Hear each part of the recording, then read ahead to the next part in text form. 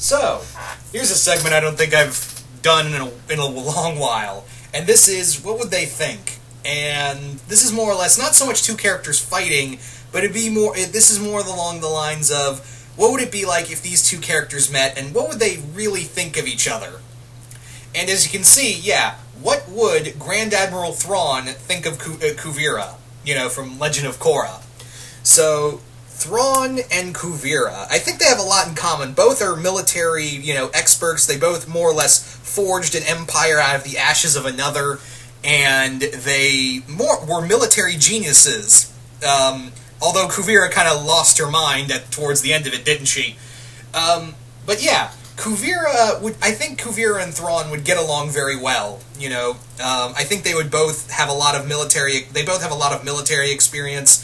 They're both great tacticianers, and they're both incredibly intelligent. They're, to the point where it's scary. Now, Kuvira, if Kuvira met Thrawn, the two, I think, would be, instantly interested in both respective technologies. I think Kuvira would be very interested in deep space travel, looking to expand the Earth Kingdom, the Earth Empire, into a, quintessentially a galactic spanning thing. I think she would want to learn about hyperspace travel.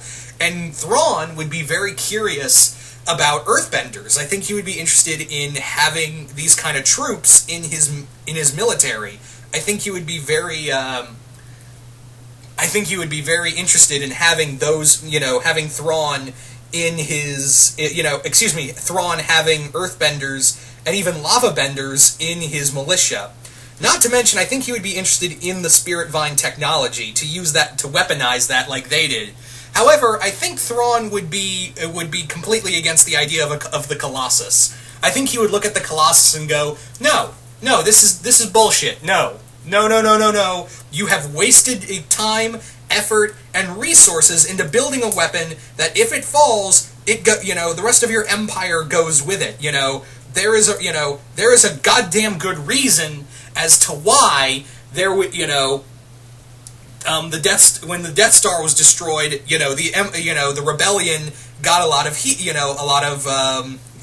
heat behind, well, not heat, a lot of backing behind it, because it was a symbol of their might, and if it fell, then then you've lost your symbol, and you've lost any power or fear you've had that you once held. So, guess what? This is a stupid-ass idea, because if it falls, if the Colossus falls, then no one is going to fear you. Not to mention, you poured way too much resources and manpower into building this one item, this one thing. If it falls, then you've wasted resources, you've wasted scientific power, and you've wasted weaponry from the Spirit Vines into something you could actually use in a better form. So I think Thrawn would go about helping them keep using the Spirit Vine technology, but not focus it on the Colossus. But perhaps I think he would have them have the Spirit Vine technology put into new forms of mecha suits. A newer, upgraded versions of these mechanized robot suits. That's what I think it would be. Is that they would, rather than have one big robot, it would just be a bunch of smaller robots with, weaponry of Spirit Vines. If not, they would also have blaster fire. I think he would also get, trade. I think Thrawn would be open to the idea of trading Earthbenders. If you give me some Earthbenders to have in my empire, then I'll give you guys not only weapons, but I'll have people teach you how to use these blasters. And I'll give you some of my military advisors so you can better understand it and understand some of my tactics.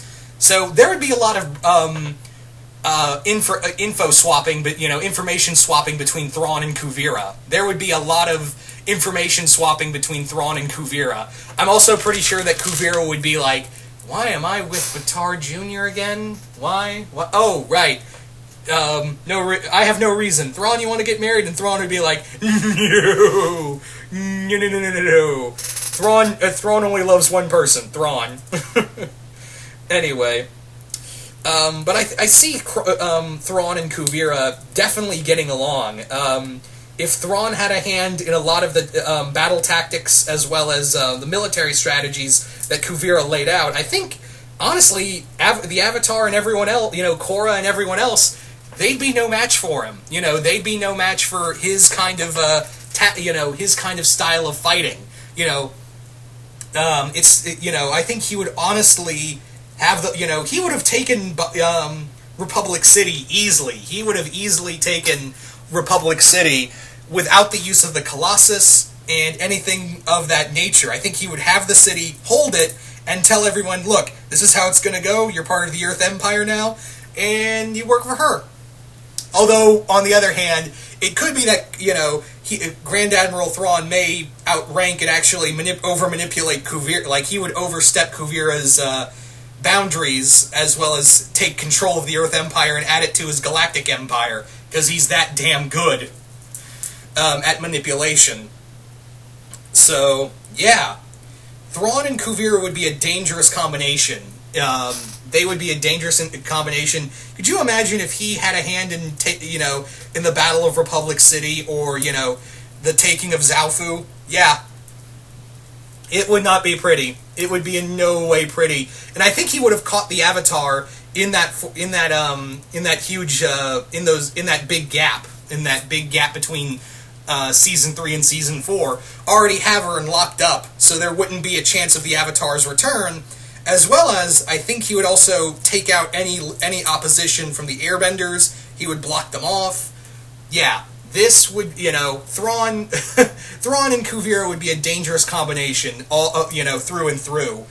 And again, swapping Earthbenders and their techniques for soldiers, weaponry, and maybe even ships like TIE fighters, or even a Star Destroyer or two. Yeah, I'm pretty sure Thrawn would be open to that idea.